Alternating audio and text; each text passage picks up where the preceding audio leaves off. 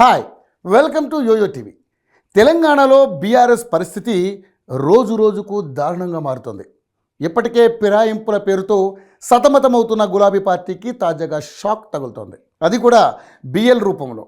BL Santosh పేరు గుర్తుండే ఉంటుంది. ఎమ్మెల్యేల కొనుగోలు కేసు సమయంలో ప్రముఖంగా వినిపించిన పేరు. బీజేపీ అగ్రనేతలకు అత్యంత సన్నిహిత నేత అయిన ఈ బిఎల్ సంతోష్ను అరెస్ట్ చేయాలని చూసి కేసీఆర్ తీవ్రంగా నష్టపోవడమే కాకుండా రాజకీయంగా కోరి కష్టాలను తెచ్చుకున్నట్లుగా అయింది. ఇప్పుడు బిఎల్ సంతోష్ తెలంగాణ పర్యటన రాష్ట్ర రాజకీయాల్లో ఆసక్తికరంగా మారింది. తెలంగాణలో బీజేపీకి మంచి తరుణం ఉందని, కష్టపడి పని చేస్తే తెలంగాణలోనూ అధికారంలోకి వస్తామని బిఎల్ సంతోష్ పార్టీ నేతలకు దిశానిర్దేశం చేశారు. బీఆర్ఎస్ బేలగా మారుతున్న సమయంలో రాష్ట్ర రాజకీయాలపై బిఎల్ సంతోష్ ఫోకస్ పెట్టడం గులాబీ పార్టీలో కలవరం రేపుతోంది. అసలే గులాబీ నేతలంతా పక్కచూపులు చూస్తున్నారు. బీజేపీ ట్రబుల్ షూటర్గా పేరుగాంచిన బిఎల్ సంతోష్ చూపు ఇప్పుడు తెలంగాణపై కేంద్రీకృతం కావడంతో ఎలాంటి మార్పులు ఉంటాయో కానీ బీఆర్ఎస్కు మాత్రం పెద్ద టెన్షన్ పట్టుకుంది. కాంగ్రెస్ లోకి వెళ్లేందుకు ఆసక్తి లేని బీఆర్ఎస్ నేతలను బిఎల్ సంతోష్ బీజేపీలోకి తీసుకొస్తున్నారు. ఆ దిశగా